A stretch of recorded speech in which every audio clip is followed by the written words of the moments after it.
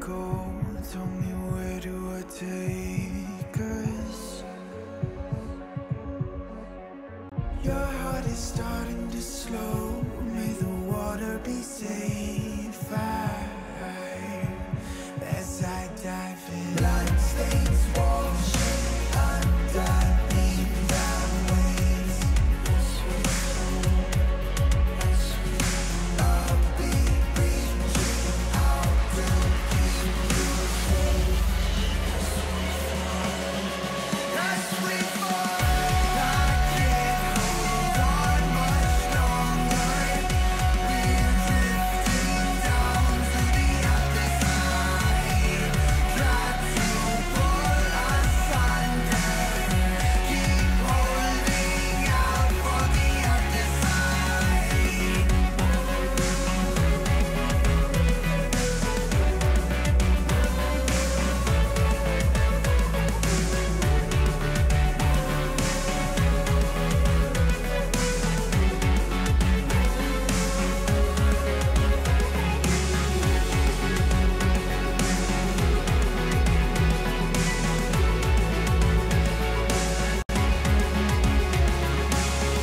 Tell me, where do I go? Tell me, where do I take?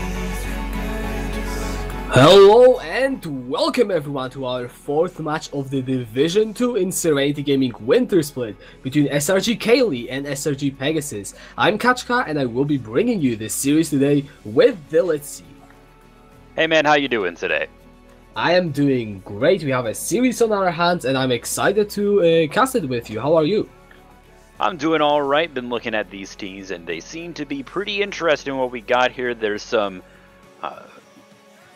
new faces and some old friends joining us for this match. Definitely, both of the rosters have been changed since the first half, but many of the players have just been brought around from the teams that we know and love. So, how about we just have a look at the Caeli and their roster? It will be Huneke, Jester, Holberg. Okay, wait, actually, let me look at the sheet.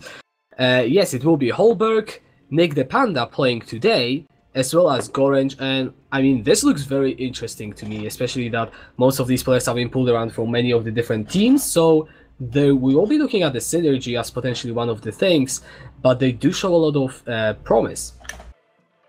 Yep, I have really enjoyed watching Danish Dragon in previous games, and Nick the Panda is also very, very fun to watch, as well as Holberg. Holberg is a very, very good middle laner, so it will be a lot of fun to watch these players strut their stuff and show what they can do.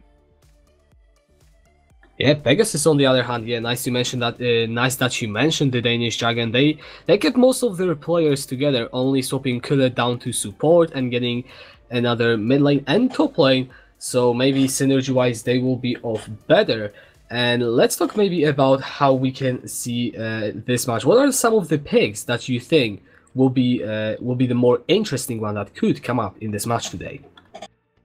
Well, one thing to keep in mind is the newest patch. The newest patch goes around and buffs a lot of different ADCs. And if we look at Caeli, Lil Eisen, we do see a lot of Vayne play out of these teams, so we'll be pretty interested to see that. And we've actually been seeing a little bit of Mordekaiser. You said it was from Hunchy. Oh yeah, Huneke does have the Mordekaiser in his match history, quite a lot of it actually, to be honest. I'm looking forward to seeing if it will be picked up. Apparently there have been I've been getting some mixed messages about if it is the thing that they've been preferring or if it's only a secret to bury something else, so unfortunately have to wait for the draft to answer that question. But yes, seeing some Mordekaiser, oh yes, please. Another person that I am personally looking at is Jester, because he was previously known as Jester the Exiled, now SRG Jester, and he also has been practicing quite a bit of Gragas, which is a jungler that we have seen, and his performance on the champion, I really like it a lot, and I'm hoping that we could be seeing some interesting stuff come out. Yeah, this is going to be pretty interesting. There have been some hints at strategies up sleeves, maybe some secret things that these teams have been practicing and planning just for this game. So we're going to have to wait until the draft to really figure out what is going to be going on. But expect to see your standard bruiser or tank in the top lane. Danish Dragon and Jester oftentimes play some of the more assassin-based junglers, so it'll be pretty interesting to watch that as well. Jester, though, he has played a few different ones, like for instance, Gragas is one of his main ones, so it may be interesting to see him as well. And with the changes to Sejuani, we may be seeing that as well. Sejuani is a very interesting champion, considering that yesterday we have seen it in two positions, both top lane and the support. She has lost both of the games, but the fact that the team is actually willing to pick her up could be meaning that there is something behind this champion, and I'm just looking forward to see how it will be utilized today. Will it go back into the jungle? Will it be picked at all, or will it just be left? Because let's not forget, this is Division 2. It's not the same as Division 1. Teams very much like to play around their comfort and what they feel like is strong. And because the teams aren't quite that high level, like high plat, diamond, they don't need to strictly stick to the meta, which does open up for many of the more interesting and unorthodox picks. And speaking of the characters that may be coming back into the meta as well, if we look at characters like Ornn and the previously mentioned Sejuani, we have seen those new champions played, but it hasn't actually turned out very well for the teams who have played these champions, tried to take advantage of these new changes. So if we do see something like an Ornn or a Sejuani or maybe a Kalista, it's going to be interesting to see if they can properly utilize these new buffs. For instance, with Ornn, a lot of his buffs actually come from his passive of being able to make enhanced items for his teams. A lot of it is just enhancements to those premium items.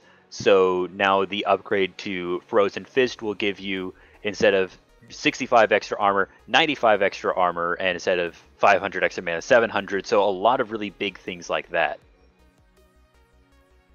Oh yeah, definitely. Yesterday we have already seen Ornn being played in the jungle of all places, which, well, if you ask me, that's something very, very unusual. And like there have been so many different things with that patch. It opens up for different strategies, different picks all over the place, and I don't think we can really easily predict what we will be seeing. But you know, we have gotten some hints yesterday. We have seen the Vayne being very, very strong, especially with that buff on her Q. Yeah, it's pretty interesting. A lot of the problems with the Vayne has been that since Vayne is such a late game carry, it's sort of once the Vayne starts getting fed, it just becomes nearly impossible to deal with her. But what this change does is it makes her a little bit more viable in the mid game once she gets her ultimate. That ultimate is more powerful at earlier levels, and because of that, she doesn't rely so heavily on her items, and that's what makes it viable now, because a lot of the meta as of late has been under 30-minute games. Once the snowball happens, it's done, and a lot of focus on early game composition. So we may be seeing some more drawn out games and some more later team fights. Looks like we will be finally going into the picks and bans. Caeli on the blue side against Pegasus on the red side, and Caeli, they are going for the first ban. My question is, what is it that they prepared? Because I've been getting a lot of hints at something interesting that they might have for this game, but I really haven't been revealed anything. Yeah, I mean, these teams, they like to keep things secret so that the enemy team doesn't catch wind of it too much and can't really prepare against it. If it is something very specific and strange, you would be able to create a counter strategy in order to counter. So it looks like Caeli is going to be taking away the Xayah, and Pegasus is going to be responding in turn with the Kai'Sa, both late game ADCs, and Xayah was one of the ADCs that was buffed in the most recent patch. So pretty reasonable to see her gone. And here is yet another Skarner ban against the Danish Dragon. I am not 100% sure, but I'm pretty sure that every single game I've seen Pegasus play Skarner has been banned against them, more specifically against the Danish Dragon, so it is sad to see it being gone, but the draft is moving forward. Braum and Veigar are the second two bans, followed by the Mordekaiser, so I'm sorry Hunike, you're not really playing that today. Maybe they were listening and they heard us say that may... I don't think they are. Could have been. Maybe we're the ones who screwed that up. But anyway, the Braum and Veigar getting banned out as well. Braum from Pegasus and Veigar from Caeli. And now we're going to be seeing the first picks. And the first one is going to be Sejuani from Caeli. Yeah, and Sejuani yesterday has been prioritized a lot by Hydra. Today, Caeli decided to first pick it. And, well, the question remains, where will it go? Because now that is a true flex pick. And Pegasus, they are going for a Jinx. And looks like a Thresh to complete the bot lane with in the first rotation. Yeah, that, you know, getting your bot lane out straight away to make sure that any synergies don't get shut down by the enemy team is a pretty smart move and a pretty bold one as well. So the Jinx Thresh combo is going to be pretty good. If Thresh manages to land a hook, it'll be pretty easy for Jinx to get her Flame Chompers down and then root the enemy, and then that could just be an opportunity for Thresh to use his box to keep enemies in one spot and to slow them down if they try to escape, which will only help the Jinx be able to secure kills and proc her haste passive. And it looks like we're going to be seeing Jarvan the Fourth from Caeli. That's going to be pretty interesting. So chances are that Jarvan is going to be jungle, which means that Sejuani is not going to be. So we might be seeing her top lane or as a support, or if we do see her jungle, we might be seeing Jarvan in the top lane or possibly in the mid lane. Many flex picks available for Caeli. They will lock in themselves the Ezreal, and I would assume that it will be going into the AD carry position. I think that is a safe assumption to make. And Caeli, they are drafting themselves quite a lot of engaged with that Sejuani and Jarvan, and Pegasus with that Thresh now Poppy Haver. They are looking for the disengage and just set up low on that Jinx to carry the late game teamfights.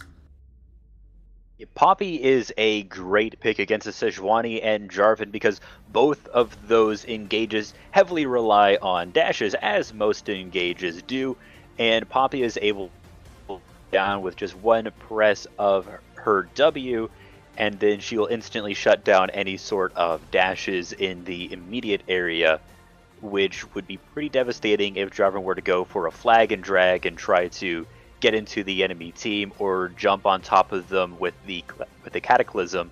Both of those would be shut down by Poppy. Lissandra now taken off the board by Pegasus. It is something that Holberg has practiced recently in solo queue, but it's generally a well-rounded pick that allows you for pretty much any playstyle you want, is safe, so makes a lot of sense to just take it off the board. One less pick to worry about, and the Galio will be the ban from Caeli. Galio is a very strong character right now. He's moved farther away from the tank role even still. He is now more of a control mage, building him more AP. He has more AP in the early game now. This is not actually this most recent patch, but the patch before that. So pretty reasonable to see him get taken away. He is just so good at making sure that a team will stay safe in fights and to help and engage with his ultimate, the Hero's Entrance. Now, that's a lot of mid laners gone if you just take a look at the bans. We have 4 now, and Caeli have the last ban. They could also be targeting I cannot speak. Targeting it to the mid lane, it will be the Cassiopeia ban. So the question is, what actually does remain on the table in terms of mid lane that both of these mid laners will want to pick? You have got stuff like Lux, but Pegasus, they will be just looking for that Sion, and they get themselves the lock-in. And I would say for Pegasus, an Akali could be an interesting idea, since they have the Poppy and not Caeli. But, you know, there's lots of different things that could be open there. You have Talon, or we've seen Kassadin before in the mid lane. And I always like seeing those bulls. So probably Caeli's going to want to go for more of an engage mid lane. But it seems like they're going to be picking up the Kayle, which is pretty interesting because The question is, where is the Caeli going to go? Is that a mid lane Caeli or top lane, or even as a support? So, Holberg has played it in his solo queue, 2 games I believe, or something like that. Not a lot. It was very, very subtle. And Hunike did hint to me about the Caeli. And now with that Malzahar, I am inclined to believe that it could be a Caeli top lane Jarvan in the jungle, Malzahar mid, and Sejuani support. But I am not 100% certain, and I will refuse to make a definite statement until we see the teams actually go in pick order in the draft in the client. But that is a very interesting composition from Caeli, because what do they have as a team? Well, they have a lot of sustain from the Caeli. Being able to make any one person invincible is just incredibly strong to have in a team fight. They have some really great engage with Sejuani and Jarvan, as long as they're careful about not getting picked out by the Poppy. And the Malzahar being able to lock down one enemy in a team fight, suppress them, and deal pretty good damage against them is also very, very good in a team fight. And it forces the enemy to buy something to deal with that, usually the Quicksilver Sash, in order to make sure they don't get caught out by that. If Pegasus forgets or decides not to take that Quicksilver Sash, it could be a pretty big problem for them. And the QSS will delay the item spikes. That is nearly always the case, and when you look at Pegasus, with that front line of Poppy and Sion and the Thresh there for utility, you do have a lot of setup for that Jinx to scale. Ahri is also a pick that maybe is not known for being good in the late game. She is holding herself pretty strong once those 5 items stick, so Pegasus, they are definitely aiming for the late game. On the other side, Caeli, they look like a very strong mid-game composition with that Ezreal and Malzahar, and as you said, making sure that the QSSs will have to be both just delaying Pegasus even more, or getting Caeli such a strong advantage that the chain CC on their team is just going to be insane. Absolutely. Also, with Malzahar being able to suppress someone, that'll make it incredibly easy for Ezreal to land a WQ combo, which will deal massive damage. So it'll be pretty interesting to see how this plays out. And in the chat, I noticed that it could actually be that Malzahar is the support in a case like this, which is a thing. It does happen. So that would be pretty interesting to see as well. Yeah, we're now just unfortunately going to have to wait to see how this game will go. And yeah, I mean, I'm looking definitely forward to seeing how the Malzahar, Caeli, everything like that will work out. Because also one question is, Caeli does have that ultimate, but you usually reserve it for the hyper carries. And on the side of Caeli, they have a lot of consistent DPS with Ezreal and Malzahar, but not necessarily a hyper carry like the Jinx or like the Master Yi, the funnel that we have seen.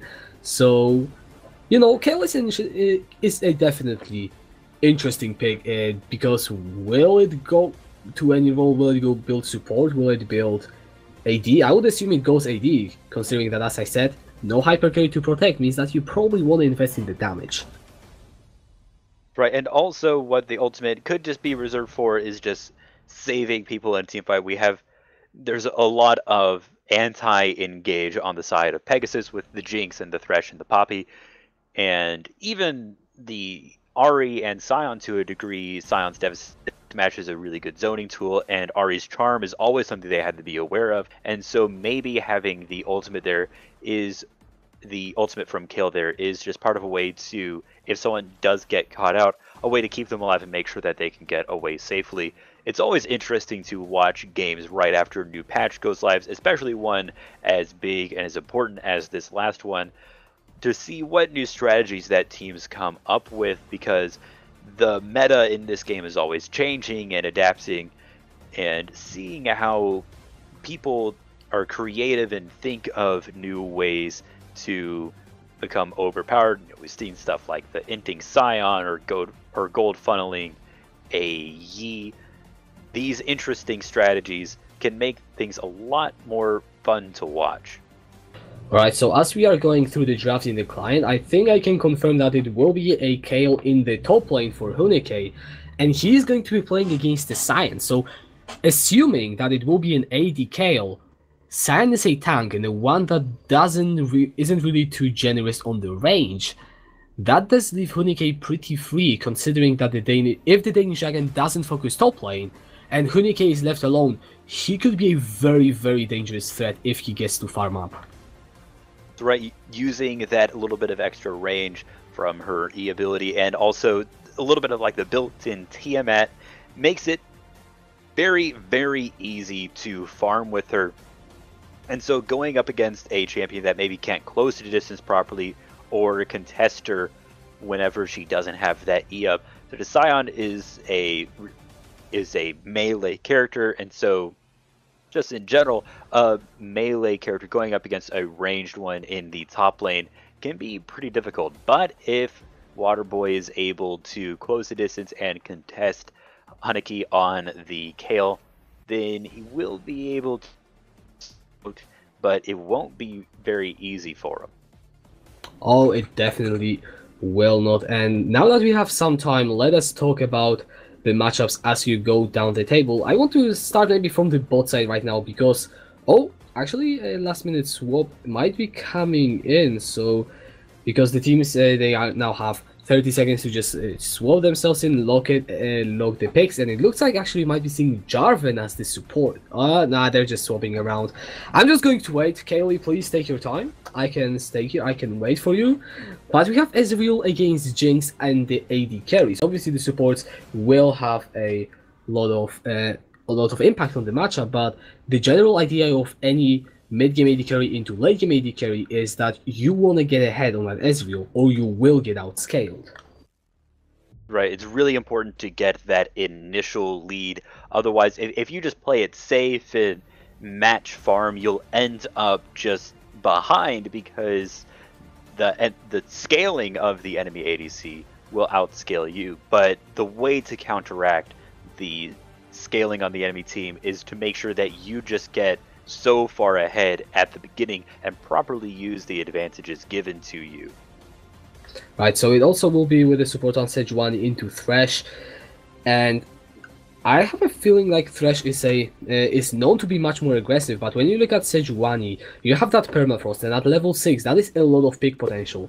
Both Thresh and Jinx are not very mobile, and yes, you've got that Lantern, but if you manage to catch out the Thresh, he cannot really save himself if he doesn't have the flash, and if you can get Jester to camp down bot lane and burn that summoner for you before, then that just becomes a very easy lane to focus on to get the advantage that you need if you want to win this game as Caeli. Caeli, they do have success built up from, but it's quite pretty interesting to see how they play it.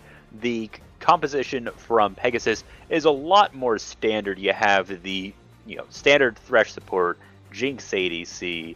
Really, the only one that's a little bit strange is the Poppy jungle.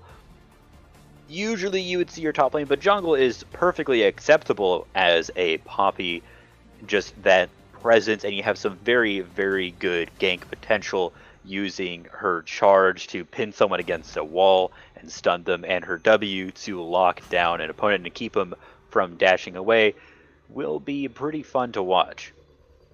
Oh yes, it definitely will be, guys. We are just a few minutes away from finally getting into the game. So can you get some hype in the chat? Just say, who do you think is going to take the whole series, game 1, or the moral victory? Anything that you want, just let us know in the chat. I'll make sure to have an eye on that. And, well, what else can we talk about? I guess the only lane that we really haven't touched on, we have the Malzahar versus Ahri in the mid lane. And Malzahar, he's much more of a pick that really wants to farm up, whereas Ahri, she can either try to get advantages in the mid lane, which could be hard against the Malzahar, but she's also known to be a very, very good roamer, and if she manages to pull, if Gimmick on the Ahri manages to pull some of these roams off, that could be one of the ways in which Pegasus tries to win this game. One of the issues with Ahri versus Malzahar is Ahri relies on her charm in order to deal the extra damage and the secure electrocute if that is what Gimmick is running. Gimmick could be running Glacial Augment instead. And the thing is that Malzahar has the passive Spell Shield, which will block the charm on the first go. So Gimmick will have to burn something in order to get rid of the spell shield, which will take away a lot of his burst. So overall, that's a pretty difficult for Ari to win there. So, like I said, it's going to have to rely on the roams if Gimmick is able to get down to the bot lane and help make sure that Law Goldic and Kyle are able to stay ahead of Nick and Go Range. Then it will be a lot easier for Pegasus to take this away. Definitely will be, and I have to ask you, let's see, yesterday we have seen Heroes junglers, both of them being very, very aggressive and get some early ganks in. Do you believe that we will also be seeing junglers this game attempt some early game aggression and advantages, or will they play the more standard conservative approach of just ganking a few times before you hit your level 6 and then trying to get a lane ahead once you have access to that ultimate? Well, since Poppy doesn't have a lot of very good sustain in the jungle, she ends up being fairly low on health after doing her clear. So I wouldn't be surprised if Danish Dragon ends up holding off a lot of his ganks until the late game. Poppy is more of a team fighter with her big ultimate and her W being able to secure an area very, very well. Whereas Jarvan is definitely more of a gank heavy jungler, is able to just lock down one enemy using his Cataclysm as soon as he hits 6, and his Flag and Drag is able to help him get up to an enemy very, very quickly while he is ganking. So I'm thinking that from Jester, we're going to be seeing a little bit more of an aggressive early ganking game, whereas Danish Dragon is probably going to wait more until the team fighting phase. Well then, I'm looking forward to some nice team fights, especially when you consider both of the teams having picks that do so well in that team fight scenario, because I don't think that is something we touched on too much, because we touched on many things, but the fact that the abilities pretty much from so many people in the team are doing solo and the team fights isn't something we touched on. You have the Cataclysm from Jarvan, you've got this Sion, which is a very good teamfight pick, together with Poppy, also the Frozen Tomb from Sejuani, and then from Caeli you have Malzahar and Ezreal for consistent DPS, and on the side of Pegasus you've got Ahri and Jinx, and whereas Jinx will take some items to really start going, she will still be useful in those teamfight scenarios. Absolutely, as soon as she gets one kill, that haste just allows a team to be able to clean up the rest of the fight very, very quickly. That is one of Jinx's best strong points, and also the little bit of CC that can come from her Flame Chompers can really help a team as well, since she is capable of hurting technically up to 3 enemies, so it'll be pretty fun to watch that. Oh, it definitely will be, and we are finally just a few seconds from getting into the game. I believe that we might be going right now, or as I said, just in a few more seconds. So can we get some hype in the chat, because the game 1 between Pegasus and Caeli is starting right now. So it looks like we're seeing some hype for Law here. We're going to have to see if he's able to pull off this Jinx. Well, it's always fun to watch a Jinx player, because Jinx is just such a...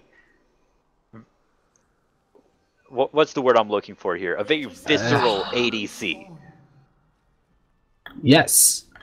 Yes, I agree. Like, watching Jinx is always interesting, also from the point of view that whenever you have a Jinx on a team, you cannot always count that team out completely, because there is a theoretical point at which she will just 1v9, and the setup is there for Pegasus. So if Caeli don't close this game out and will give Pegasus the advantage they need, or maybe not even the advantage, we could be seeing a very tense 30 minutes if it gets to that. But we have already seen teams being able to close games out well at the 20-minute mark. So it's all in the hands of Caeli to show us that, you know, they can also snowball this, and Pegasus, they will be probably just looking to get to those later stages, or maybe if they find advantages, then I'm pretty sure they will be happy with that as well. So, interesting starts here. Danish Dragon is going to be starting with the red buff, which is going to give Hunikis a chance to get a little bit of farm especially using that extended range and sort of built-in Tiamat to be able to just wipe out that backline of minions. Already pretty far ahead in CS, but that is going to give Danish Dragon a chance to start with the red buff, which is pretty good on the Poppy. Will give Danish Dragon a little bit more sustain in the lane with the health regen, and give him a clear path to gank the bot lane.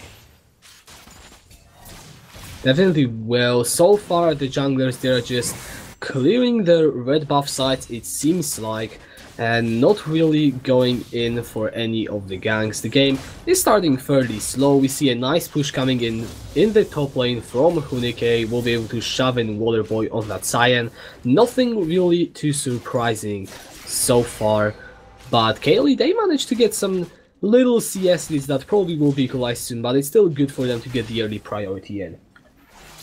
Often that's what it is, just establishing a lane dominance at the beginning. Sort of that language of play can set the mood for the rest of the match. So that's always very, very important.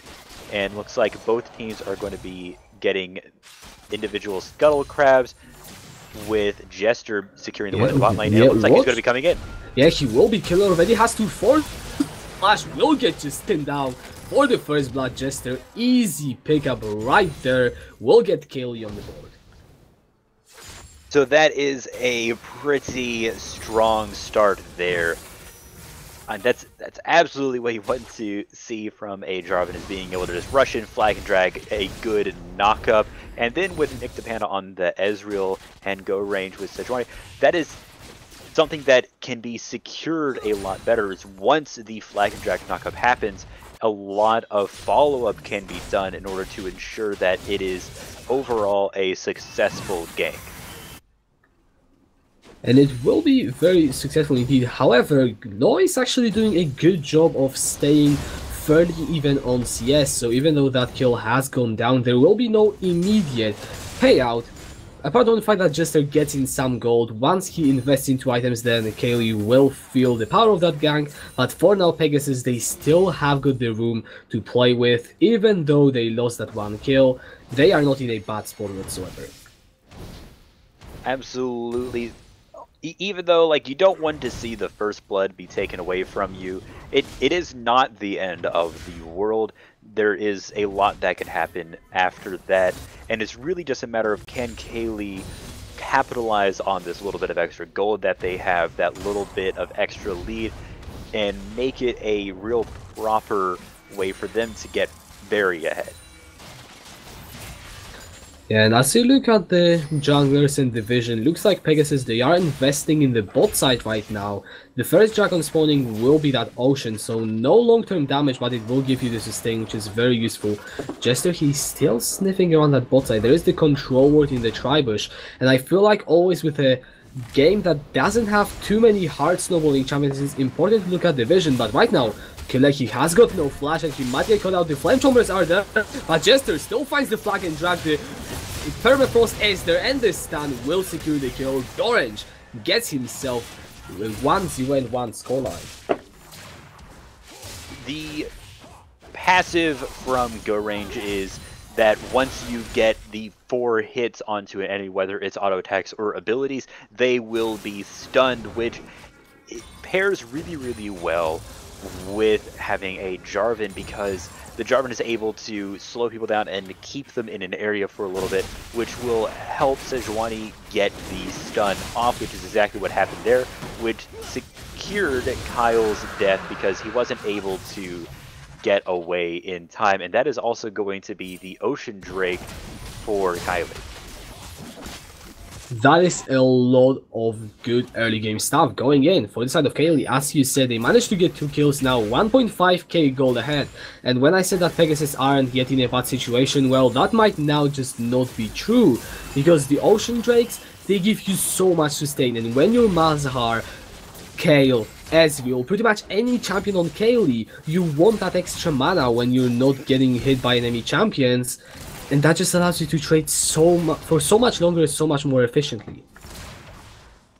Absolutely, and that is going to also make sure that Caeli's bot is going to be able to make sure that Law and Kyle don't get super far ahead. That's what we were talking about with the Jinx. You want to just make sure that the Jinx stays down and doesn't get that hyper carry status later in the game.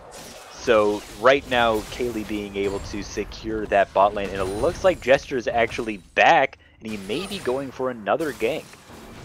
Killer's flash is not quite up yet, it will be in just 45 seconds, and Jester wants to punish it once again. Now he's going in for the gank, the knockup is there from Gorange, the stacks are come back on Killer, the knockup is there, and combining the Panda, the Cataclysm now onto low.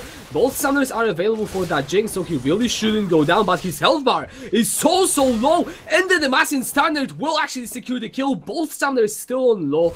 I'm pretty sure he should have hit at least one of them, but it will be the 4th kill for Caeli. You know, sometimes you think you're able to get away and think like, well, I'll just save my summoners for next time when I really need them. But sometimes that reluctance to use your summoners can really be a problem for you, because you end up dying in cases where you could have gotten away. So that right there is what we were seeing, and it looks like we may be seeing a little bit of a gank in the top lane. Ooh, Danish Dragon manages to pin Hunike exactly against that bulge in the wall. It's an easy secure, but that angle on the heroic charge was actually impressive. Joe, if we could actually get a replay of that, because I didn't expect that one coming. Yeah, learning how to use the geometry of the map to your advantage is one very important thing for a Poppy, and that is what makes her ganks very powerful, and it's what makes playing against her surprisingly difficult, because you have to keep in mind these things, like there is a small bulge in the wall there, and if I get charged against it, I'm going to be stunned for a very long time. And with a Scion there with the devastating strike, that is going to be pretty devastating. Oh, it is finally something going right for Pegasus. They will slow Hunike's scale. He's still getting in the items and he will be pretty strong, but Waterboy is doing more than well enough. Just trading against that Caeli, and yeah, he's doing fine. He probably will be the person that will need to be the one guy that gets Pegasus into the later stages of the game. Danish Dragon, he will just run through the mid lane on that Predator. I was just holding myself there in case something happened, but nothing will. So that's pretty interesting to see from Danish Dragon. That will help him secure more ganks, which normally Poppy isn't really able to do. It's closing the gap that's the biggest problem, since her E is a targeted ability. We have some sort of invade coming in from Jester and Gorange. The Danish Dragon will secure the blue buff, and now he goes in with the heroic charge. Double lockup with the Keeper's Verdict. Law is there, Gimmick is trying to come down, but so is Holberg. No Q assists for now, so the Netherglass will get the full duration, and Holberg is coming in onto the Danish Dragon. Gimmick falls down already, the first kill of the fight. Danish Dragon nowhere to run. Gorange gets the second one, and Caeli just pick up 2 free kills in Pegasus jungle. Sadly, the hook didn't land for Kyle, and several things just didn't really go the way they maybe would have wanted it to, and ended up being a bad fight for them. It was a great engage from Danish Dragon. A lot of people forget that that hero charge can actually go through a wall, and Danish Dragon used it properly there, but sadly it just wasn't quite enough for them. So they're going to have to find that little bit of extra damage that they're missing if they're going to want to start winning these fights. And Holberg's Nethergrasp is a crucial cooldown, because no one is even trying to buy anything that will stop it. No, it doesn't really look like he wants to get a QSS anytime soon. Gaming won't try for one either.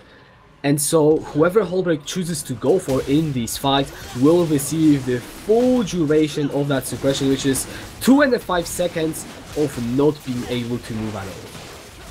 It's a pretty overall horrible thing to get caught by. You don't want to get hit by Poppy's charge, but it's very easy to avoid. It's, you know, the joke is, well, just don't stand near walls, and a lot of that is trying to not invade inside of a Poppy's jungle, and right here could get charged into that wall, but Danish Dragon, knowing that Go range was on the other side of that wall, knew that it was probably not a good idea to go in, since the Frozen Tomb could be up and get caught.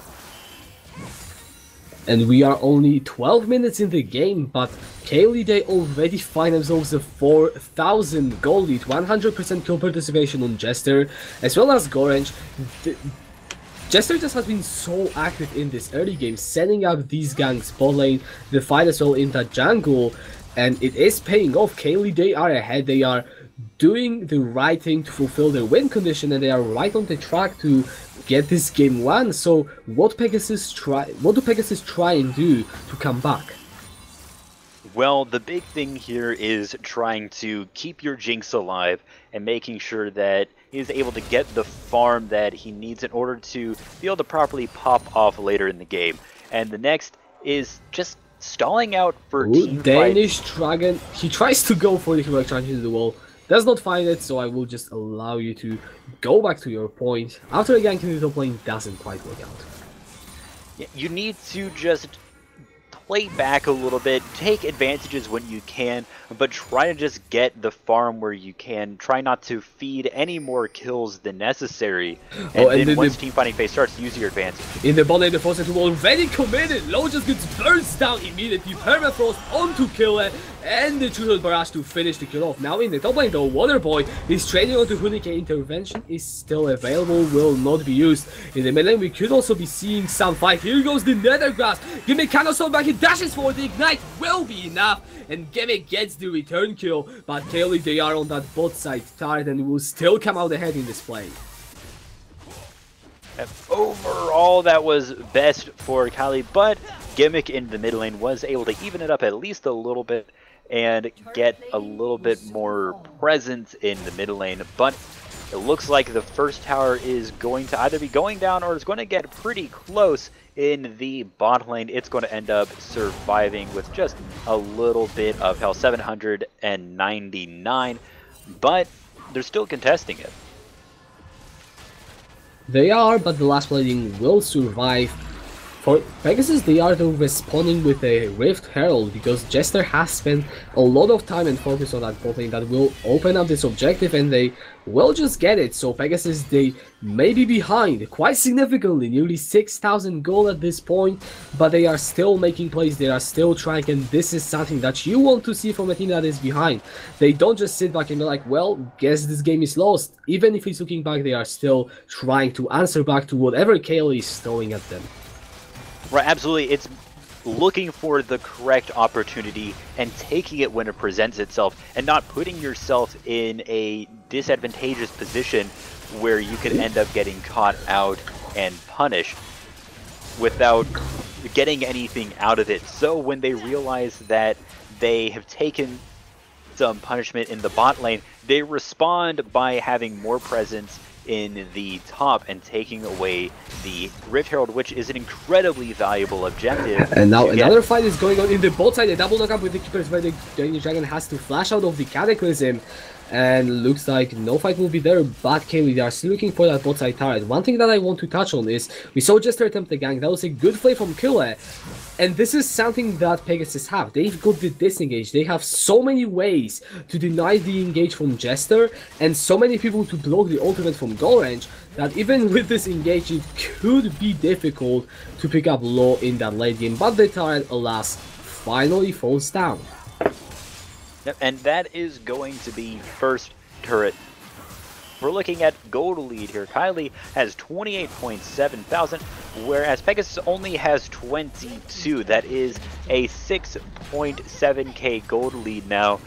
That is a pretty hard thing to get over. That's 2 full items for Caeli there. And if you look at the items, it is showing through. You've got some more fight attempts in the bot lane, but nothing will go down apart from the flash of Law. But if you look at the items, it is showing through that it's 16 minutes. Tier 2 bot lane turret being under the siege and will be taken. And the item advantage just makes it so much easier. Ezreal is looking towards his second one. Hullbreak has completed the first one, and the boots is sitting on 1200 gold. So he will also have composites for his second item, and that just makes fighting so much easier, especially with a mid-game team comp like Caeli has. Plus that Caeli, which will obviously be scaling into the late game, but right now Hunike is just on an island in the top lane. and that is going to be the second Ocean Wait, Drake down look. as well. Okay, Gimmick will get tagged by the Nether Grasp and take quite a little damage, but the Spirit Rush will get him out to the safety. Waterboy and Hunike, they are just trading in that top side. I feel like I'm watching the same thing for the last 10 minutes. But at least in the jungle there is something happening. Danish Dragon gets knocked up, stunned up, taken down by Gorange. Another kill. 3-0 and 6 on the Sejuani. Gorange and Jester, they have been just so active on the map, setting up all of these kills. Absolutely, that is a killer combo there. Go range being able to proc the passive with the help of Jester. That is a secure stun, and Jester and Sejuani, although they don't have a lot of damage to their name, just that constant CC that they have is able to make sure that they are able to take on pretty much anybody. Finally, Lodo will secure the first start for Pegasus in that bot side wheel, which will give him a very helpful chunk of gold. He has completed the Stormrazor, is sitting on some gold, 700, so will not be able to pick up too much. It looks to be just the dagger and the brawler's gloves. But any items you get on that Jinx will just get you closer to that point. And this is something we will need to look at, but right now, we're in 18 minutes. The Baron is spawning in just 2 minutes. Nick the Panda nearly has got the 2-item power spike. And once he hits the Triforce, which is what he's going towards, Caeli will be insanely scary. It looks like they're going to be looking to make sure that that doesn't happen with a fight in the top lane. Will force the teleport from Hunike, who does commit it. The Ref Shuttle will also be charging now. Here comes the Keeper's Verdict, who knocks away Gorange, secures the charge. The turret not quite yet, because Holbeck is sitting on a side. The Death Sentence connects and Killer takes it, plays him back, but no, Danish Dragon sits Holbeck up to flash away. Oh, that is so much damage onto Pegasus! Carrying from Caeli, Lois trying to run away. Here comes the Pegasus and double kill. Make that a triple for Nick the Panda. A 4-for non-fight in favor of Caeli. That right there is the CC chain that we were talking about. As soon as Danish Dragon was caught by Malzahar's ult, it was just one thing after another. The Frozen Tomb, the stun afterwards, the knock up from the Flag and Drag, and then the Cataclysm at the end was just so much control in that area that there just wasn't much that Pegasus could do in order to stay out of it. It was just a matter of you just don't want to get caught out in the first place, which is a very difficult thing to do in an area and in a fight like that. And that just shows you the lead. This team fight is the lead that Caeli have materialized. They just pretty much wiped Pegasus out 20 seconds until Baron, and Pegasus, they really need to pray for a miracle.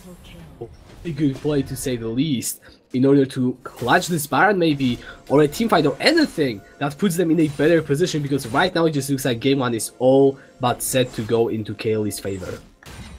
It looks like Caeli is going to go ahead and back away. They're not going to be trying to take the Baron quite yet. Probably they're going to wait until the next team fight happens, and if they win it, then they will go for the Baron and secure the game, which would be their win condition at this point. And then if we look at Pegasus, they're going to have to figure out some way to survive a little bit better in these team fights, whether it's dealing with the CC or engaging on top of someone in a different way. They haven't been able to really get a good proper engage off of any of this, and they end up getting caught out in a lot of these situations. Now Danish Dragon and Killer, they are just trying to sneak in some wards, but the stack of Caeli moving in just gets any wards and you can't contest it. They're just too far ahead, and I said how low will be the late game guarantee. The thing is that Hunike's Caeli will also be strong in the late game, and well, the one thing that Jinx has over Caeli is the range, but it will not really matter if Caeli hits her items so much earlier than Low will ever be able to, since there will just be so much damage output that you cannot stop this Caeli. And we might be seeing a fight right now. Hook will go onto Gorange. That is a lot of knock-up onto the support, but I think the Panda already gets killed. And looks like Low is trying to stay on the side, dish out some damage. It is a 1 for now for 1. Hunike, he's getting 3 damage onto Low, and no one is helping him. And Hunike is right now knocked back into the wall. Here goes the Cataclysm into the backline. Both of the carries of Pegasus have been taken down already. Jester, he's still trying to get the damage. Nick the Panda on the front line. Shutdown will go to to the Water Boy. Danish Dragon falls down finally. Nick the Panda, can he outplay Water Boy? He will dash, get the Mystic Shot in. But all this time though, Holbeck, he was just getting the inhibitor in the bot side. Really, that's what it is once you can properly just 4v5 a team, send one person off to go split push, and what is the enemy team going to do? Even if they do win that fight, they have lost a major objective, and in this case it's going to be the inhibitor. And with an Infernal Drake coming online, that's going to be pretty important. Whichever team gets that will now have extra damage against the enemy team, and it looks like there's going to be a setup to take that pretty soon from Caeli. Yeah, there's nothing that Pegasus can do right now. If you take a look at the items, it is just insane discrepancies across the board.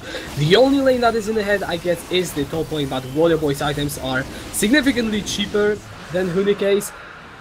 But a Nashor's to the Ginsis Rageblade Caeli is so scary, much like a 2-item Malzahar, as well as the Triforce and a stacked Mura Mana for Nick the Panda. There is so much damage output, and the tanks of Pegasus still need time, and Law, he just cannot match anything close to what Caeli is outputting right now. It's a little bit rough for them currently. They're going to have to figure out some way to survive this, and it looks like a fight right here in the jungle. Yeah, Waterboy just gets taken down, bursted to shredded to pieces. A free pick will only force the Nether Grasp to be used now. Without the major frontliner, the Baron will be the next objective for the side of Caeli. And look at the bot side, that is a double super minion wave that has stacked over some time, will force the recalls. And right now Caeli, they will just enjoy the free Baron and will be looking to close this game out. It's just business from here. Absolutely, there isn't much that Pegasus can do here. Caeli's done such a great job of forcing Pegasus to play by Caeli's rules. Well, Danish Dragon is still trying to go in with that handed onto anyone. He still has got the spike, no flash though, and Holbeck is zoning him away from the pit. Can he get in time? He goes into the pit, does not steal it, will commit his own life to it, and now Gorge goes over though with the Glacial Prison onto Killer. Kailaxim seals his fate. A double kill going in for Hunike, and with a Baron buff, with an inhibitor down, 2 members falling on Pegasus, Caeli, they will be going through the mid lane. They might not even care and just try and go for the finish. So they have just a little bit of a wave. It isn't huge, but it will be enough for them to take out this inhibitor. And the question is, will they be able to just run this to the end? Chances are they will, since there's only one more Nexus turret alive. A charm landing on the Hunike, but the intervention is there. 5 members of Caeli, no Nexus stars, Nexus dropping low. That is all of the members of Pegasus alive though. Danish Dragon is trying to go, but Jester on the top side on the Jarvan will get a hit onto the Nexus, and Caeli get a convincing game 1 victory over Pegasus. That was a pretty great showing from Caeli there. They absolutely just controlled the map so well. They were able to, like I said, just force Pegasus to play by their rules. If they have to decide, either you're going to contest this in Baron, or you're going to have to give up a turret to these 2 super minions that are walking into your base. And Pegasus ended up losing both, since they sent half of their team back to deal with the super minions and half of the team to deal with the Baron, and neither were able to quite secure their goal.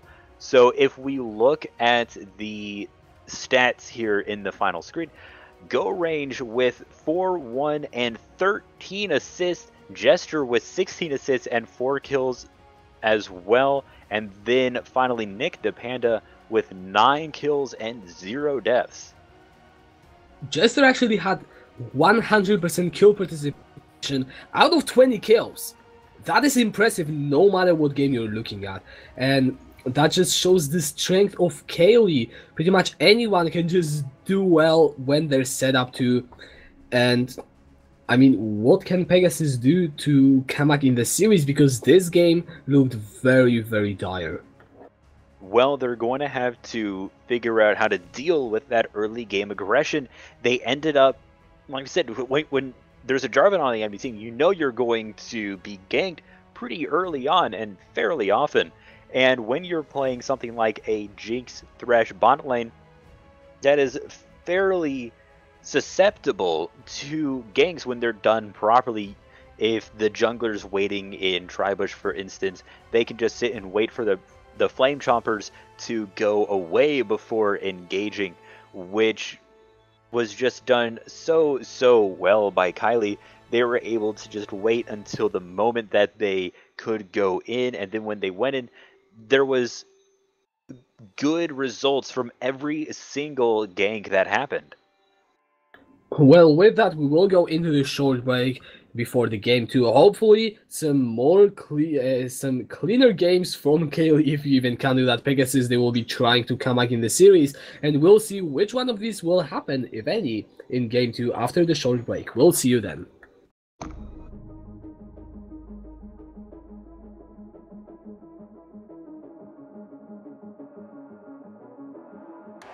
Welcome to the world, no heroes and villains. Welcome to the war, we've only begun. So pick up your weapon and face it.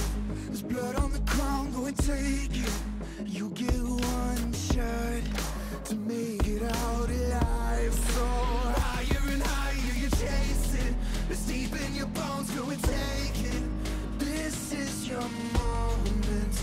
Now is your time, so prove yourself and rise, rise. Make them remember you. Rise, push through heaven. Rise, rise. They will remember you. Rise. Welcome to the climb up, reach for the summit. Visions brave, the one false step, lead the end. So higher and higher you chase it. It's deep in your blood, go and take it. This is your moment. Take to the skies, go. Prove yourself and rise, rise. Make them remember you. Push through heaven. They will remember you.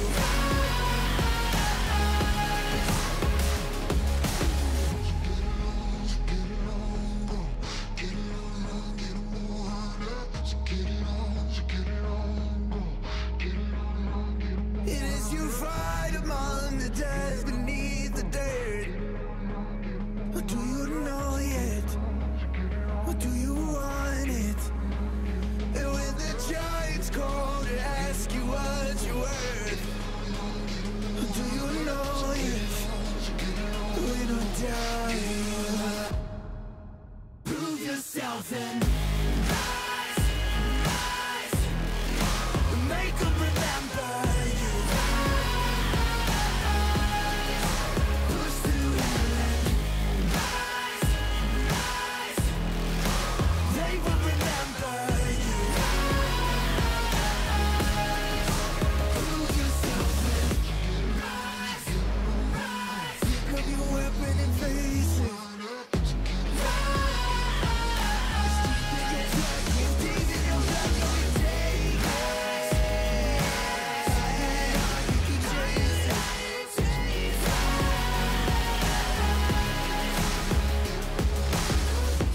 Rise, rise.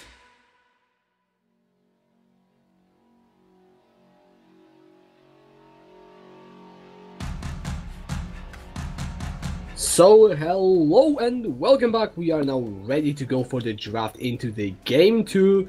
Pegasus on the blue side, Caeli on the red side, and we will see, are there any adjustment? What both of these teams try to go for? Pegasus just banning the Kaiser once again.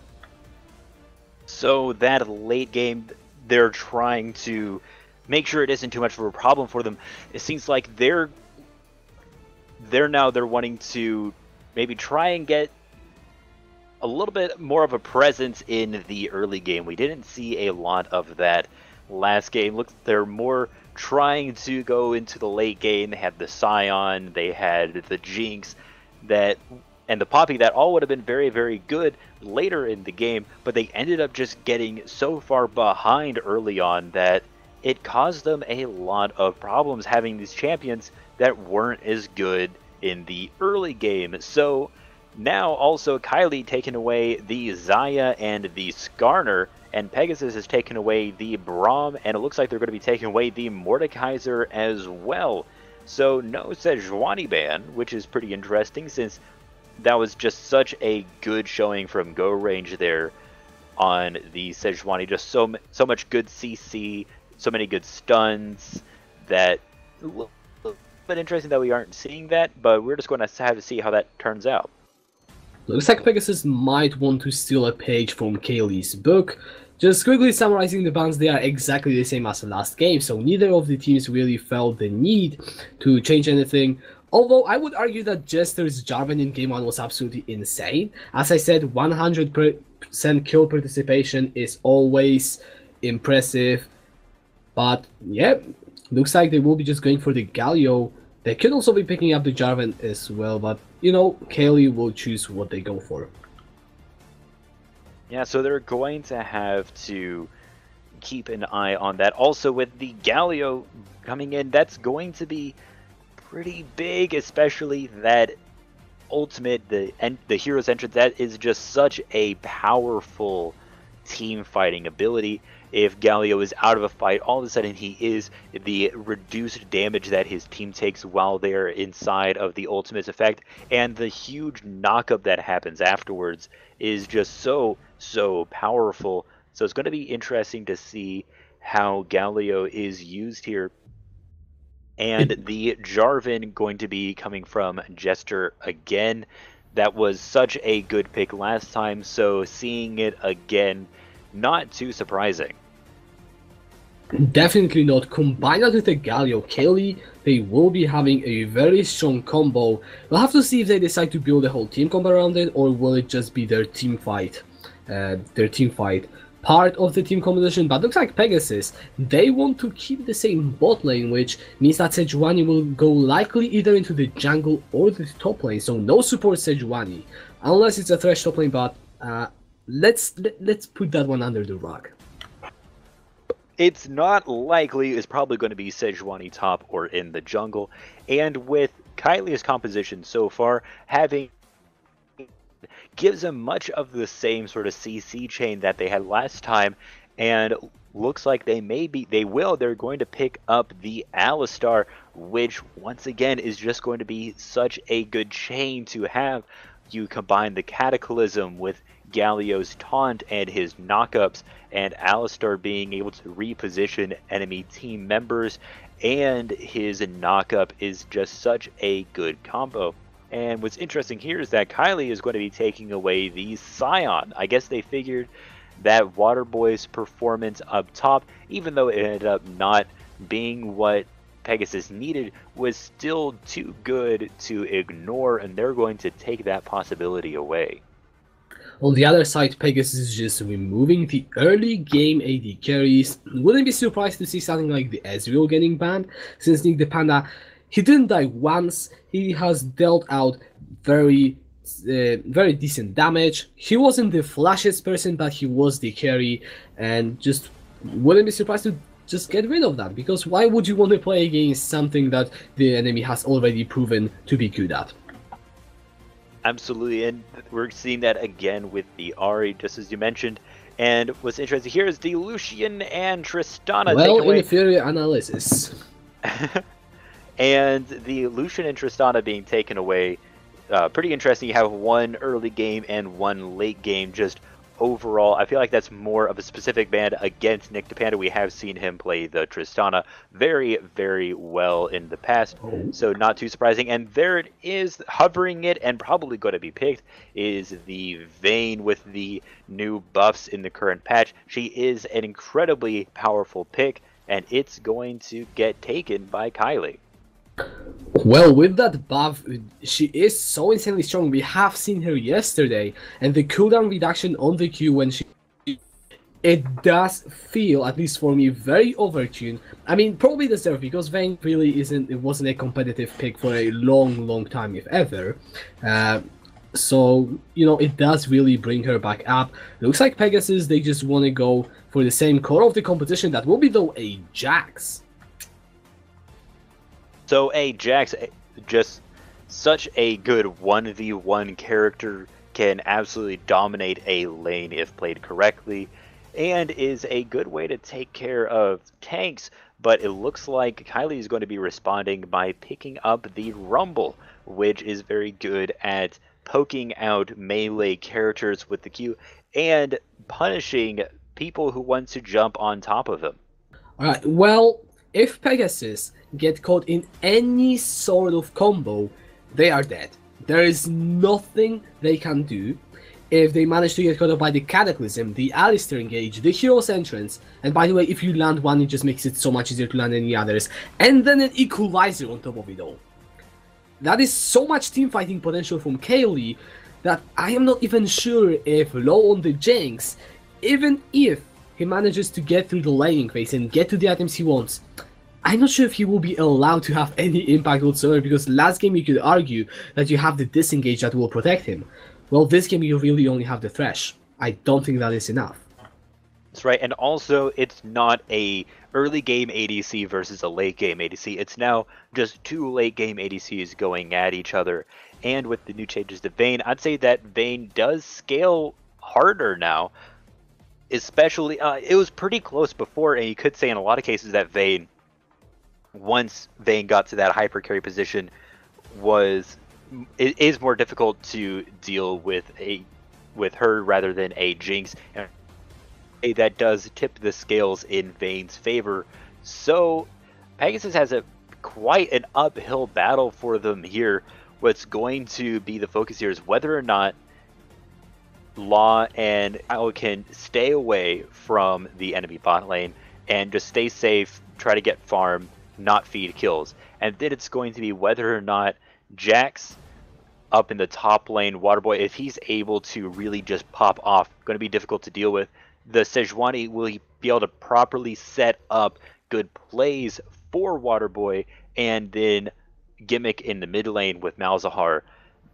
It's going to have to come down to those three characters. I'd say based off of what we saw last game, bot lane just has to play very, very safe from Pegasus. Otherwise, they're just going to get punished. Oh, they definitely will. And I mean, let's actually talk about what Pegasus does have, because I said that Caeli should win any team fight they set up well, and I will stand by this statement until I see them lose one.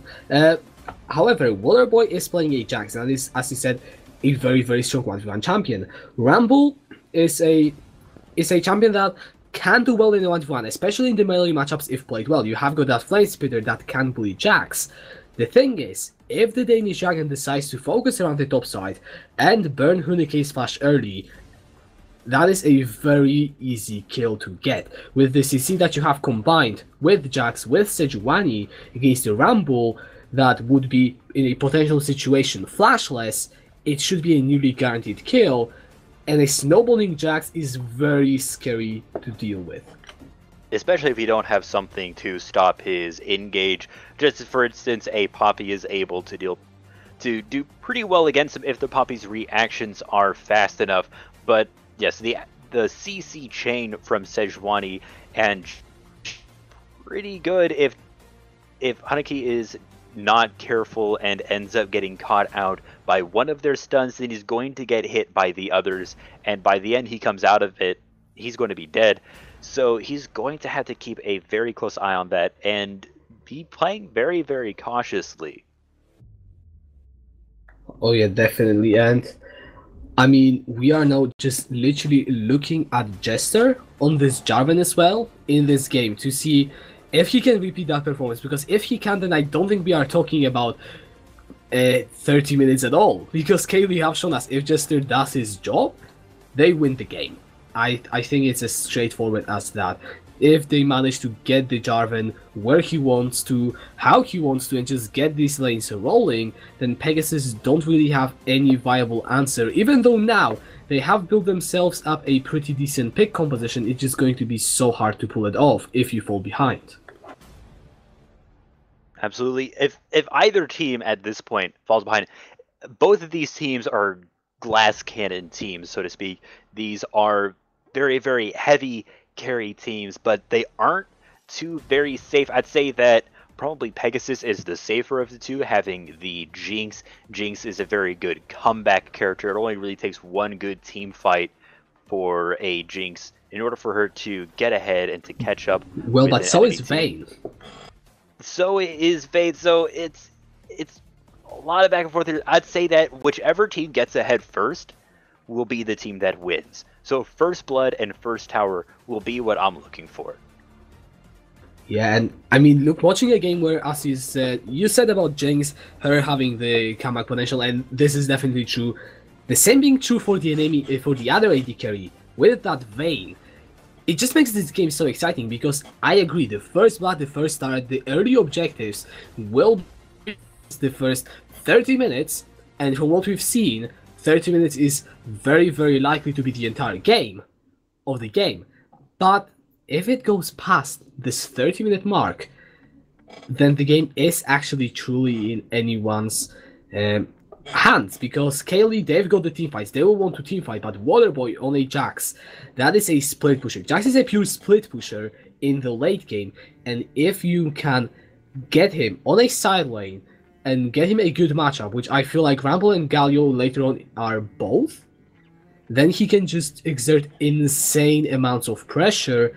And Thresh, even though it's not the greatest disengage there is, I feel like it might be good enough for Pegasus to use this as a potential late game oriented win condition. Absolutely, like I said, we're just going to have to be looking at whichever team can initiate the snowball, and if one team ends up getting a little bit caught out, if one team ends up just making one small mistake, it could mean that the other team will engage on top of it and get that initial lead, and it's going to be pretty difficult for either team to catch back up. Still possible if they to turn it around. Both the Vayne and Jinx are very good characters for that, but if they get behind, it could just be a real problem for both teams. Alright guys, we are just once again a few minutes from getting into the game, so how about you let us know, who do you think will win and why? Do you think that Caeli will just complete the 2-0 and take the series home, or do you think that Pegasus will take us to game 3? Let us know in the chat, because I am very, very interested in your opinion. And I mean, what about you? Let's see, who do you think actually has the easiest win condition to execute?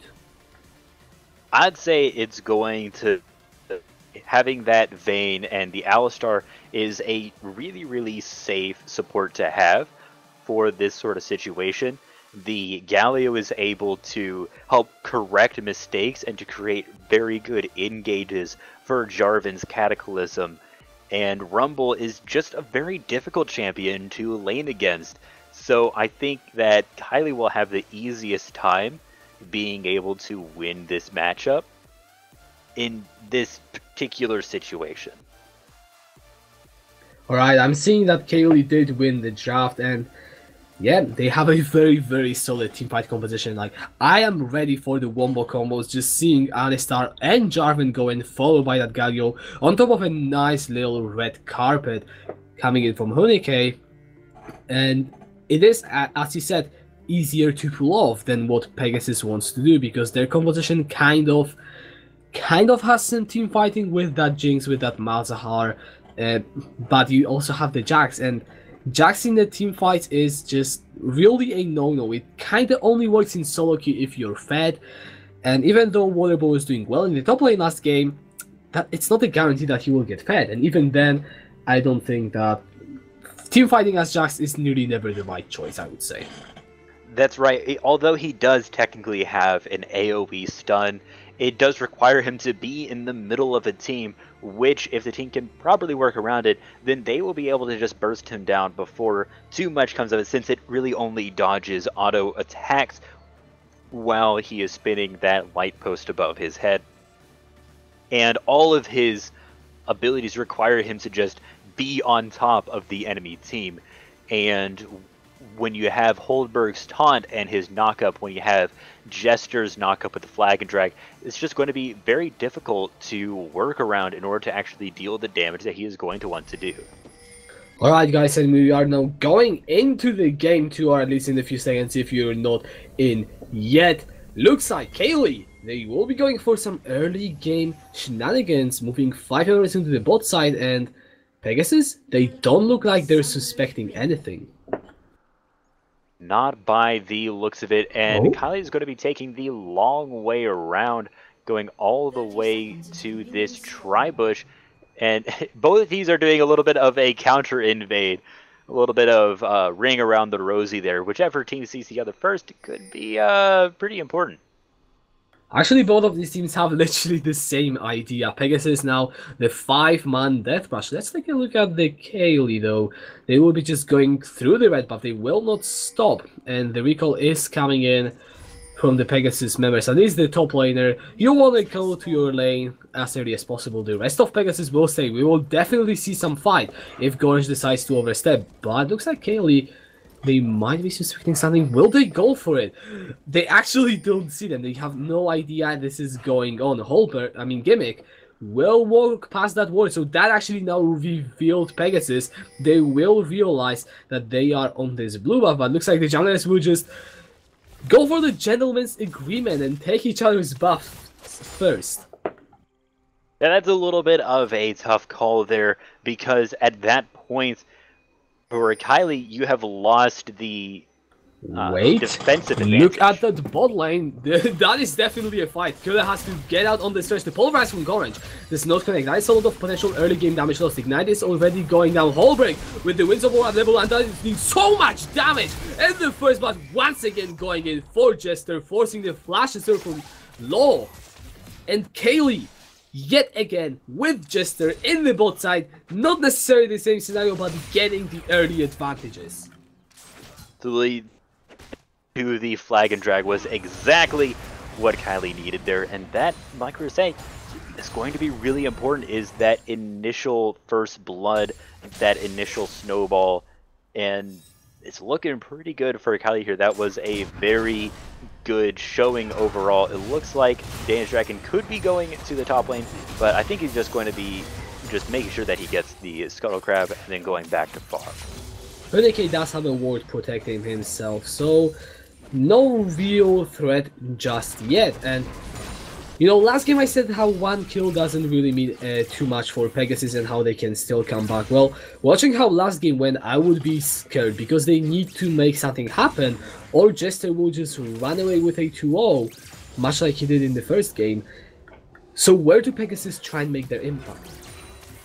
Well, they're going to have to dominate the lane game this time around.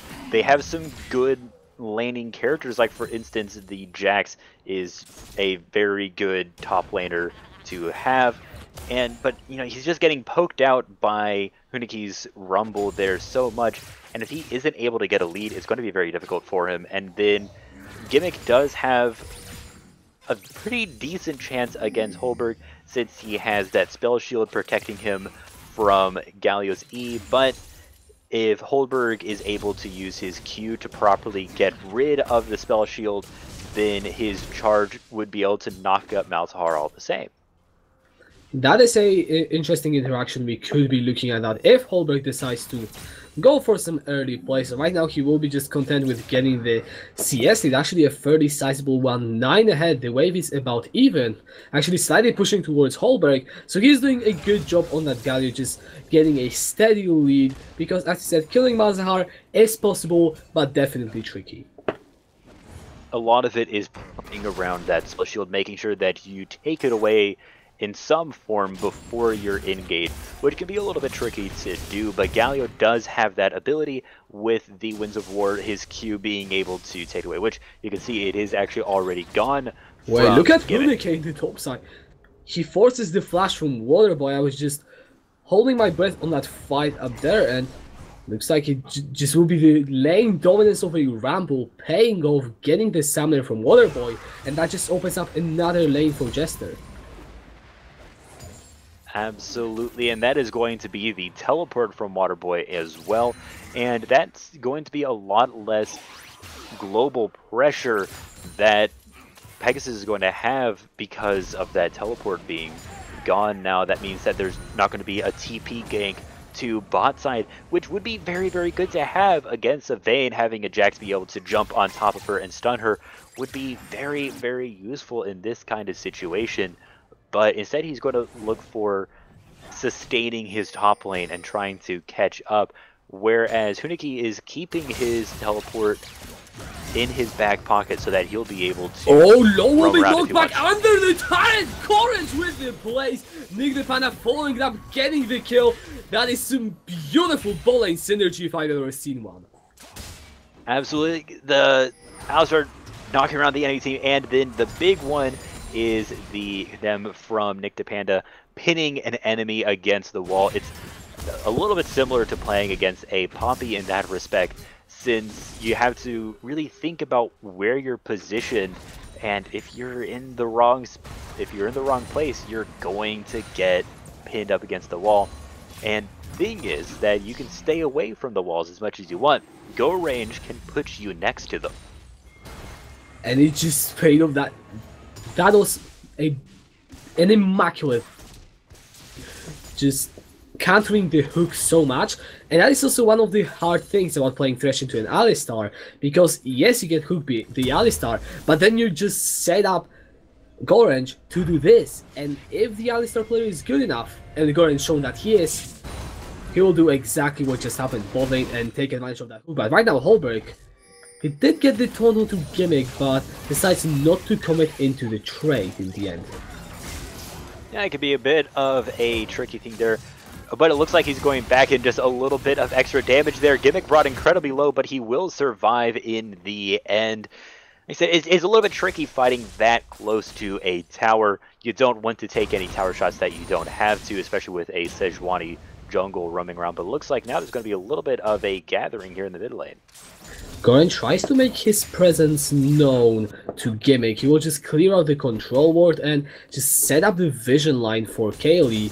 We have already the control ward right there in that brush behind the Raptors, which means that the Danish Dragon, he will struggle to make any surprise ganks, because pretty much no matter what he does, I mean, oh, right now Hero Central is going to do the ball and kill a caught out of the position. Flashstone running onto low, and that is so much burst damage. Nick the Panda with the double kill, and there are the roams from Galio. Vision not even needed. Now, I'd have to say that is probably the win condition. We're having a little bit of a fight in the top lane. Waterboy jumping on top of Hiniki, but the ult coming out is probably going to be bad for Waterboy. Jester takes the kill with the flag and drag in an auto attack. And that is the kill finally going in the top lane. 5-0 in kills for Caeli. They are 3,500 gold ahead. Platings taken in the bot lane and in the top lane. Not a lot of them, but that is another strong early game lead for a team that has a Vayne. Let's not forget about that.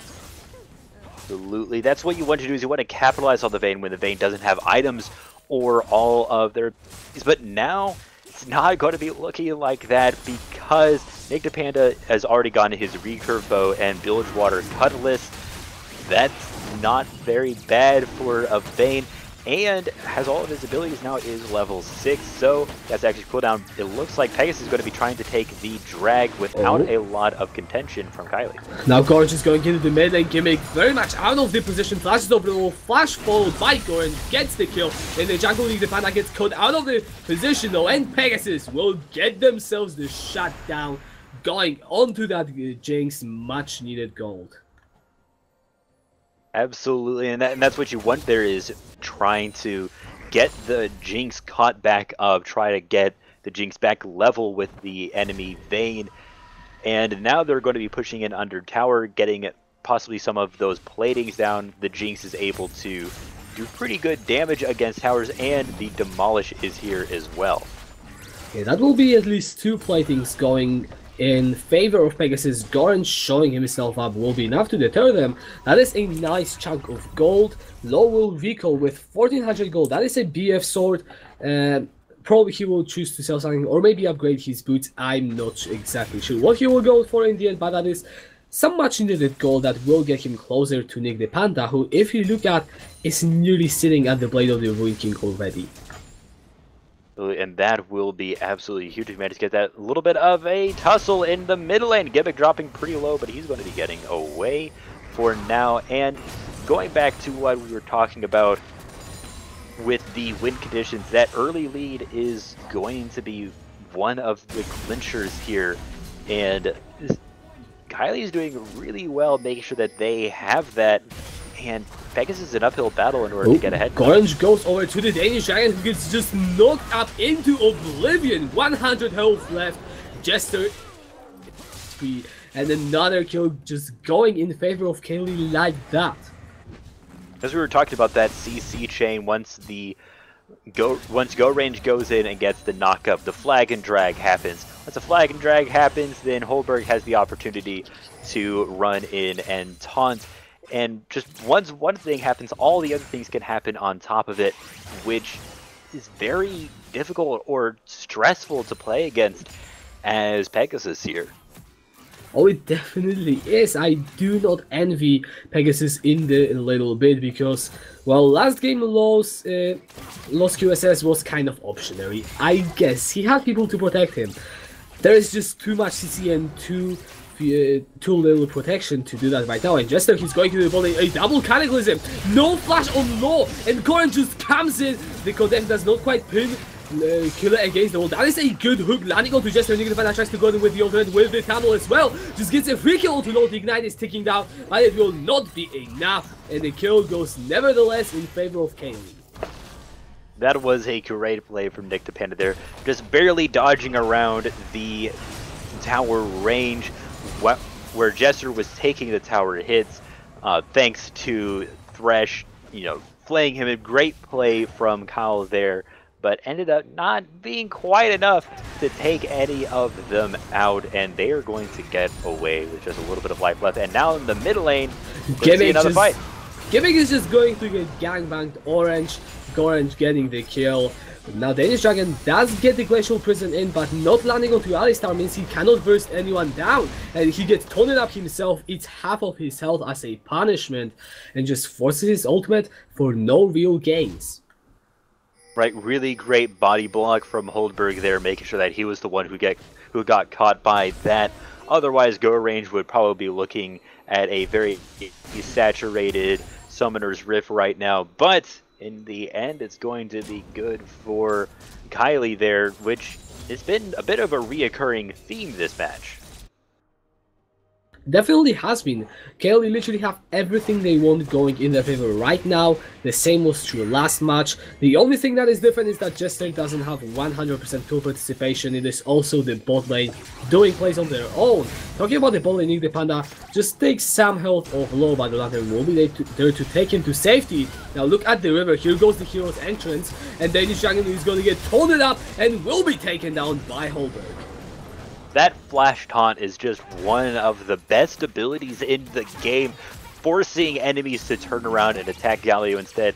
It's really what makes Galio such a great character, is his ability to control what the enemy team does with that hero's entrance, with the charge that he has, and with the taunt. Now the Herald looks to be started by Jester, and with that Caeli, they are already sitting at a 6,000 gold. The platings are falling off soon. If that Herald will be utilized properly, that will blow the game wide open. So they probably won't be able to use it for any of the platings. The platings will just be falling down in a few seconds. There they go. But still, opening up one of the lanes would be absolutely huge here if Caeli were to decide to maybe group up in the mid lane. Look at the bot lane. Low already forced to flash away. Gorange does get the knockup, and now Nick the Panda just runs him down under the turret. Killer alone on the Thresh. Gorange just stacking up the entire tower. He doesn't even care. He will be there for good measure. Probably does save the Alistar, but a kill 2v2 going in favor of the Caeli's bot lane. That is a real difficult thing to deal with there. Just that third proc of Thane. You combine that with press the attack rune, it's just such a huge burst on that third attack, and the attacks afterwards are even still more powerful than the ones at the beginning.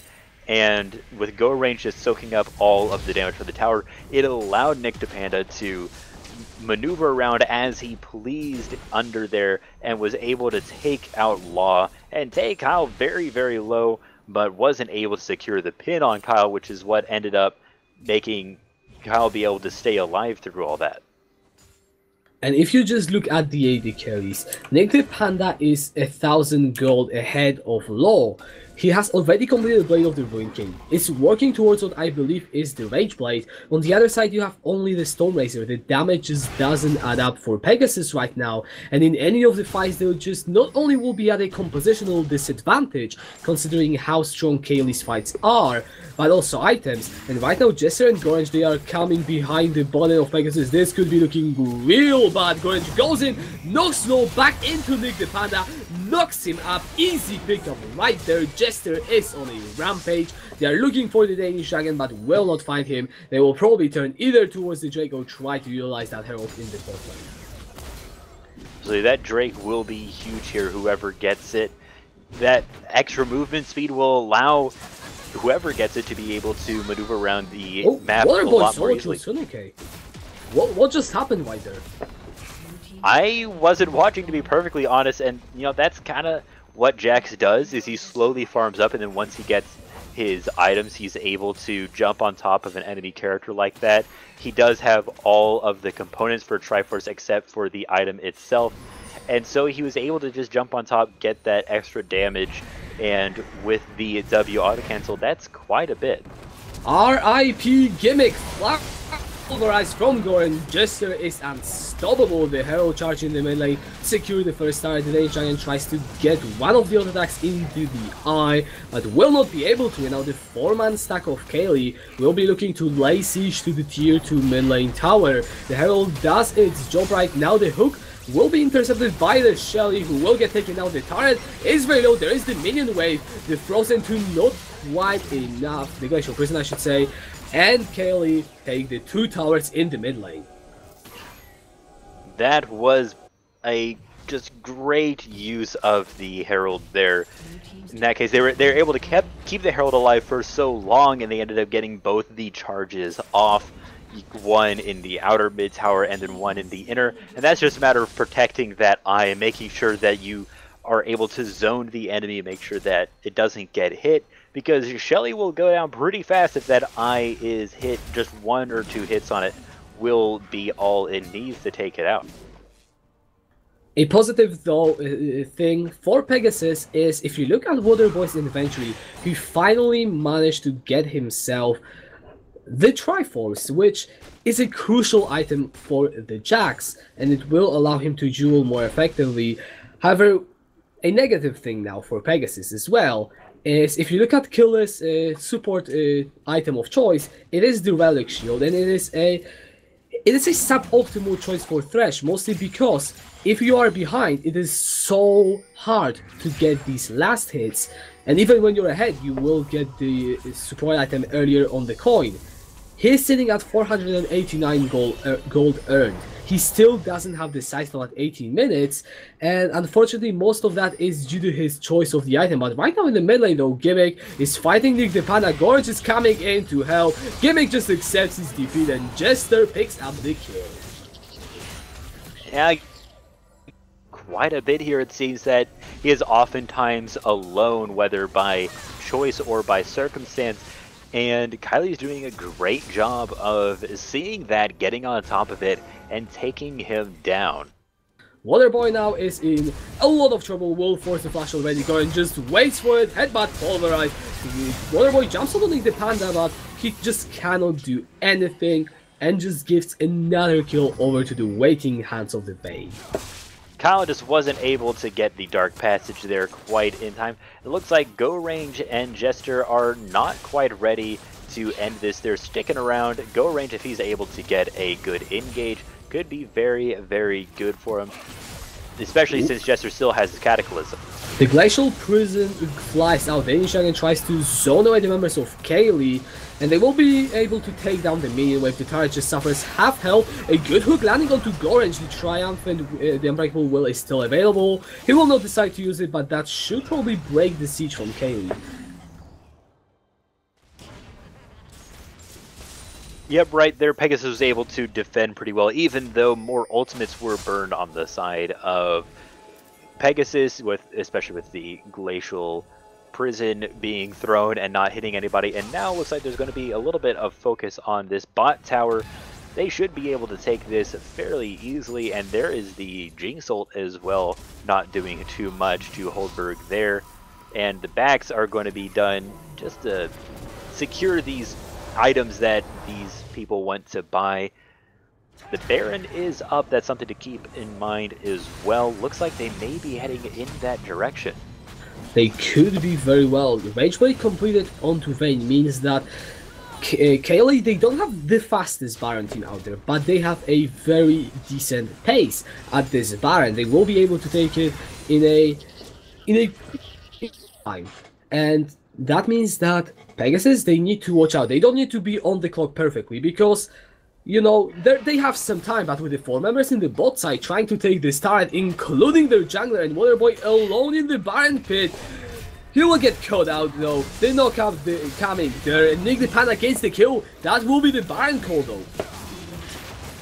Yeah, and Pegasus has to decide, do we want to answer the Baron, or do we just try to take as much as we can while it is happening and just try to defend through the Baron buff?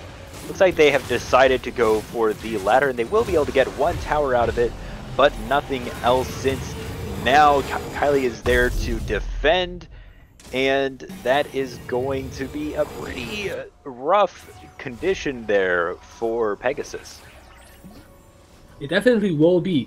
However, they have some elements of wave clear. Although Gimmick doesn't really have the greatest game of his life on the Malzahar, being 0-4-0, having pretty mediocre CS and only 1 item, he can clear these waves out with Malefic Vision. He will need the help of his team though, and that is the big advantage going in for Caeli, because they will force majority of Pegasus to come wherever they please, and then their team fighting just is so strong, because if they get all the people in one place close together, like defending a turret, once they dive in, and they can, it will be a complete obliteration of Pegasus.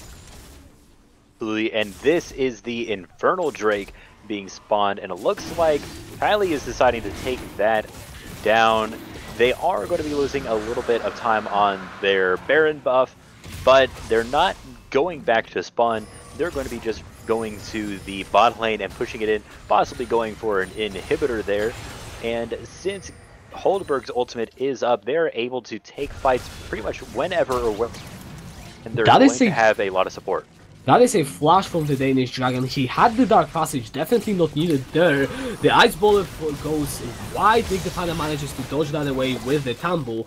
We'll just buy some more time in the top lane. Waterboy, he's just getting bullied by Hunike, only 300 HP.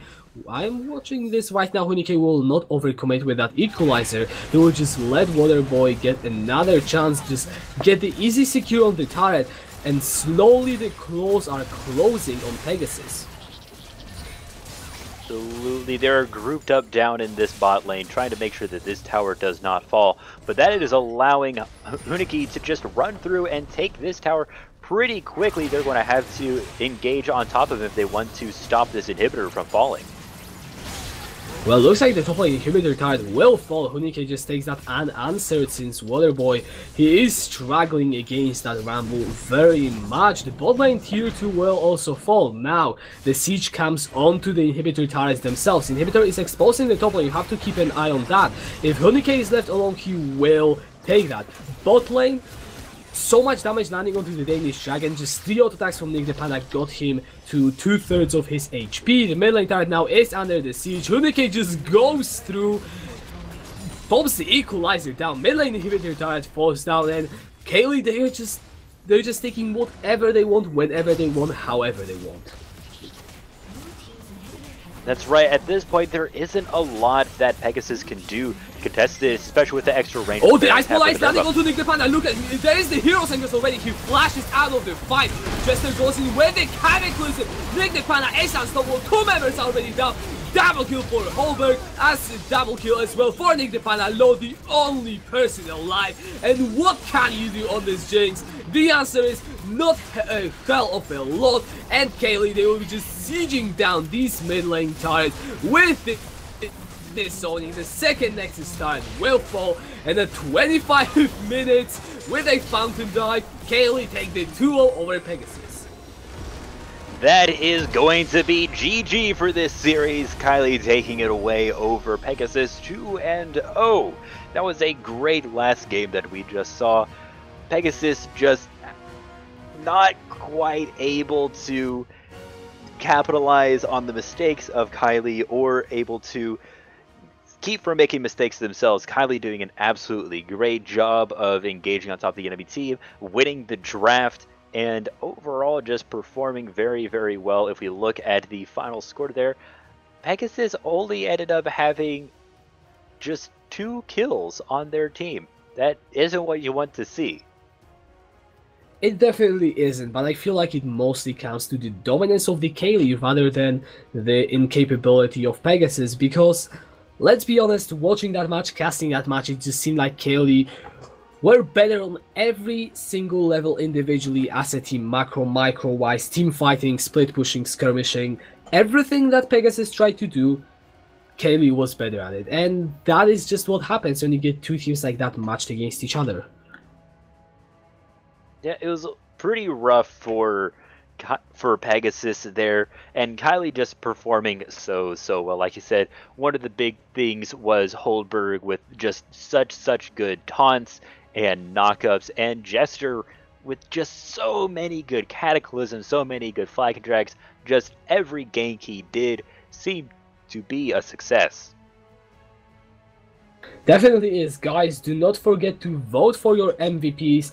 Down the links are in the chat, and let's talk about what this game actually means for the rest of the split, because it is pretty much the same story as yesterday. Pegasus, they struggled visibly against Caeli, but as a single round robin, they only have to. They don't have to face them ever again. So Pegasus, if they manage to get wins against other teams, they could still very well be climbing themselves into the middle of the Division 2. Yeah, that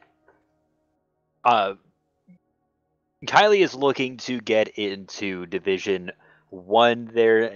They are performing very, very well in Division 2, and Pegasus, this may have been one of their chances to be one of the top contenders in Division 2, but they weren't able to quite pull it out, so they're probably going to be stuck near the middle of the pack there, whereas Caeli is going to be contending for the top spot and may even be going to Division 1 if they perform well enough.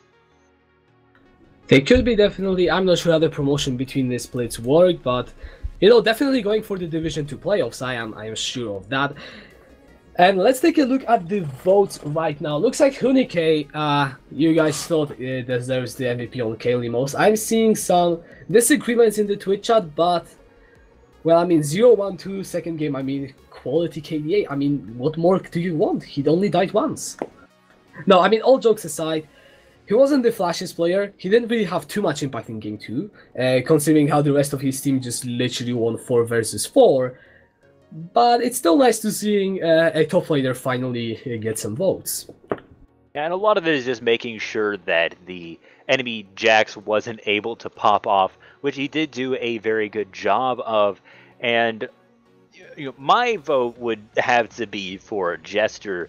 To me, he was just performing so well. First game went 100% kill participation, and second game not too far off. Still, it was mostly just all of a sudden Nick DePanda was able to get, rather than Jester not performing as well. So he would have to get my vote. Yeah, I think I would have to agree on you. On the other side, for Pegasus, it looks like you guys thought that Law was the person most deserving of that title, and I think it's always hard whenever a game is one-sided for both of the teams to pick the winning MVP, because it is hard when you look at Pegasus, the way they lost to Caeli, to see who was the person that tried to prevent it the most. Well, quite frankly, the answer is it is hard to decide, but Law, he has been trying on that Jinx, he has been outputting some of the damage. Technically, he got 50% of the kills in the second game, so I can see where you're coming from, I guess. Now, a lot of it is you're just trying to perform as well as you can. I say in the second game of the two, I'd have to go more towards Waterboy. He was able to get that solo kill against Haneke, and in the first game it wasn't as bad. In the second game, it was much worse for Law. He did perform admirably, all things considered. There were some decent plays, some decent decisions from him, but they weren't able to quite follow through on anything. No, they really weren't, and I feel like that is about the time that we finally say goodbye to the stream. So, is there anything else that you want to add? I don't think I do. Alright then, guys, do not forget to follow us on Twitch, YouTube, and Twitter. Also, don't forget to join us in Discord, because the finals of the Wintersplit will be offline in Denmark, and informations will be there if you just join the server and talk to the right people. So, do that as well. And don't forget to join us tomorrow when we will be streaming Crater vs T2, if I am not mistaken. Let me actually just check. Yes, it will be that. So don't forget to join us then. Same time, it's 19. And I was Kachka, and I was joined today by the Litzy, and we wish you good night. Alright, see you guys later.